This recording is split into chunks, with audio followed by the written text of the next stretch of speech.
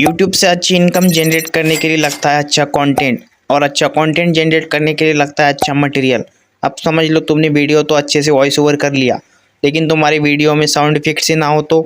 चलो मुझे समझ में आ रहा है कि तुम्हारे भेजे में कुछ जा नहीं रहा है, इसे एक एग्जांपल्स के साथ समझते हैं। ये वीडियो बिना साउंड इफेक्ट्स का है। यूट्यूब पर तेजी से ग्रो करने के लिए हमें कुछ सीक्रेट स्ट्रेटेजी को फॉलो करना पड़ता है। ओके, तो अभी जरा इस वीडियो को देखो। यूट्यूब पर तेजी से ग्रो करने के लिए हमें कुछ सीक्रेट स्ट्रेटेजी को फॉलो करना पड़ता है। क्या फ़र्क लगा दोनों में? अगर होशियार हो तो बता दो। ऑब्वियस सी बात है, एक में साउंड इफेक्ट्स है और एक में नहीं।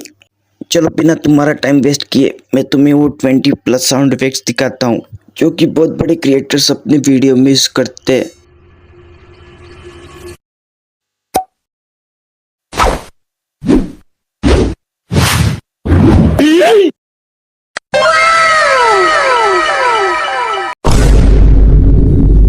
हेलो, अब तू गया बेटा, अब तू गया देख।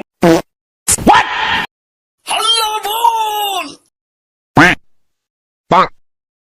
अरे दादा रे।